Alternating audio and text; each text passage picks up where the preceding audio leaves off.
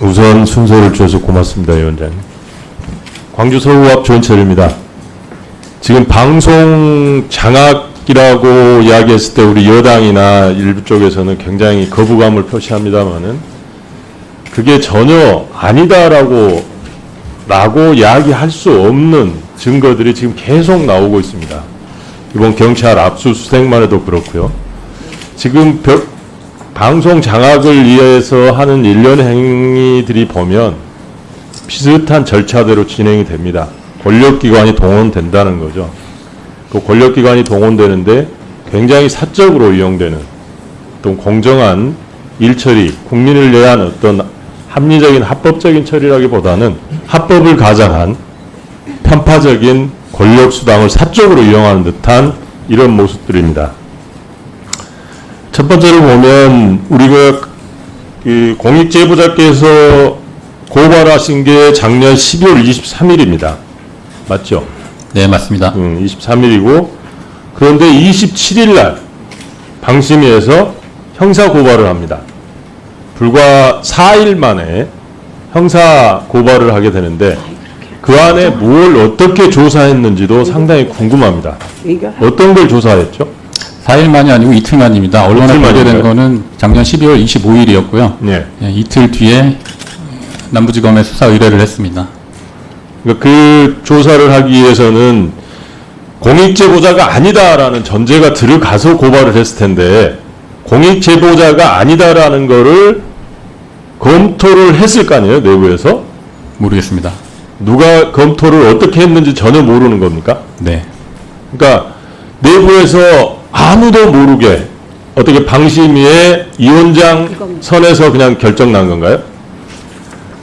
바로 그 언론 보도되고 바로 다음 날 위원장이 뭐 개인명의 입장문을 홈페이지에 게시를 했는데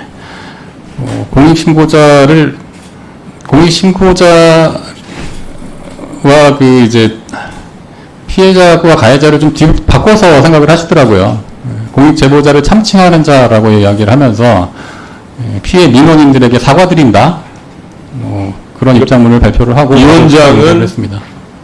그냥 조사도 없이 혼자 결정을 한 거네요. 공익제보자를 참칭한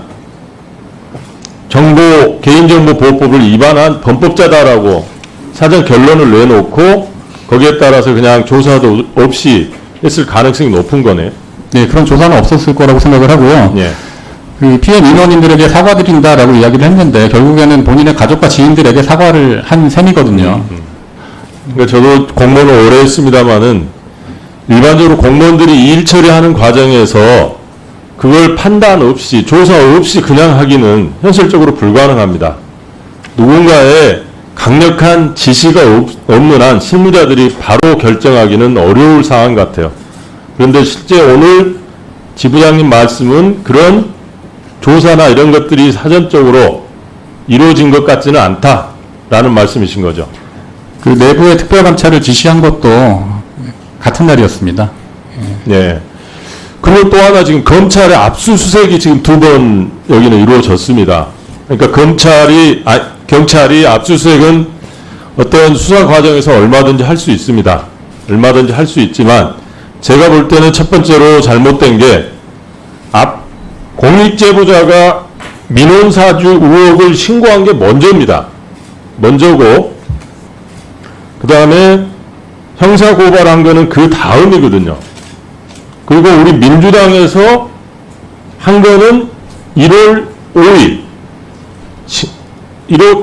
날 했기 때문에 이런 것들이 종합돼서 여기에 먼저 이루어지고 공익제보자 민원사주 의혹 요거는 어떻게 보면 권익위에 이미 신고돼 있기 때문에 그 결과를 봐서 하는 게 훨씬 검찰도 합리적인 순서라는 걸로 보이거든요. 네, 맞습니다. 근데 그거를 무시하고 경찰도 지금 거꾸로 가고 있는 겁니다. 아까 우리 여당 간사님께서 법원을 잘 지켜보고 했으면 되겠지라는 말씀을 하셨지만 사실상 경찰은 그 순서를 어기고 있는 겁니다. 먼저 우리 공익제보자 우선 보호를 한 다음에 아니면 여기를 철저하게 조사하고 공익보호자를 보호한 다음에 조치가 이루어져야 되는데 이 조치는 전혀 없이 경찰은 거꾸로 하고 있는 이런 형국입니다. 그렇게 생각하시나요? 네. 그래서 지금 경찰이 경찰 권력이라고 하는 게 방송 장악을 위해서 거의 사적으로 이용되고 있다라는 이런 증빙인 겁니다. 그리고 우리 권익위에서 7월 달에 이제 결과가 옵니다. 그렇죠? 방심위에? 네. 방심위로 결과가 오는데 나는 모르겠다. 너희들끼리 알아서 해라. 어떻게 막말로 하면 이런 거지 않습니까? 맞습니다. 이런 경우가 권익위 측에 제가 확인을 못했습니다만은 제가 실무적으로 좀 물어봐라 그랬더니 자기 조사해봐야 된다 그래요. 이런 경우가 많이 있었는지 라고 할 정도로 여기 없는 일이 갑작스럽게 생긴 거고요. 두 번째로는 공무원들이 일하는 과정에서는 어떤 조치를 막판에 결론을 내리기 전에는 사전에 어느 정도 협의를 합니다. 통상적으로. 그럼 방심위하고 권익위 누군가의 실무적으로 적어도 유선상으로라도 통화를 했을 것 같습니다. 혹시 방심위에 나오신 분 중에 이 담당 계신가요? 네. 이 담당이신가요? 기조실장입니다. 협의하셨나요? 어떤 일? 이 7월 9일날 권익위에서 최종 통보를 하죠. 우리는 모르겠으니까 방심해서 알아서 하십시오. 권익제보자 관련해서. 아, 예, 그건 제가 기획조정실장으로서 나와 있는데 네. 감사실 소관이라서 제가 할 수는 없습니다. 감사실 7월 23일 날 예. 네, 그 권익위 공문이 온 걸로 알고 있습니다. 그러니까 공문을 왔는데 네네. 통상적으로 보면 공무원들이 바로 처리하지 않습니다. 공문 보내기 전에 사전에 협의를 합니다. 실무적으로라도. 그 협의를 했느냐 안 했느냐는 이야기예요. 아, 그럼 감사실에서 진행하는 사이라서 모르신다는 이야기죠? 네, 그렇습니다. 들어가십시오. 그래서 제가 권익위 쪽에 확인을 해봤어요. 확인을 해봤더니 확인해 줄 수 없다라는 답변입니다. 뭔가 있었다는 이야기죠.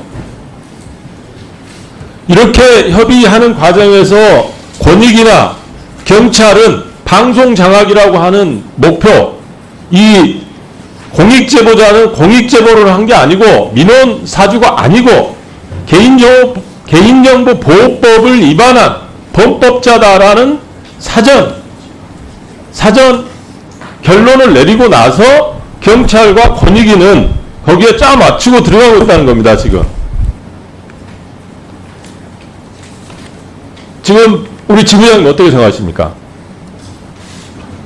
권익위나 방심위나 처지가 비슷하다고 생각을 합니다.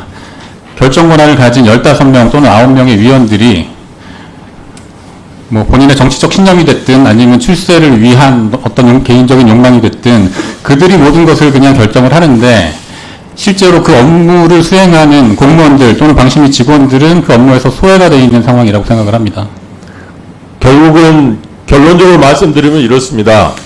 유일임 위원장이라고 하는 분 혼자서 자기가 민원 사주를 해놓고 그거를 피하기 위해서 각종 경찰과 권익이라고 하는 권력기관 등을 동원해서 자기의 어떤 치부를 감추는 그런 행위를 하고 있다고 볼 수밖에 없습니다.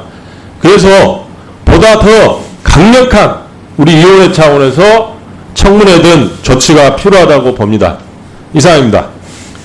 예, 수고하셨습니다. 다음으로 이훈기 위원 질의해 주시기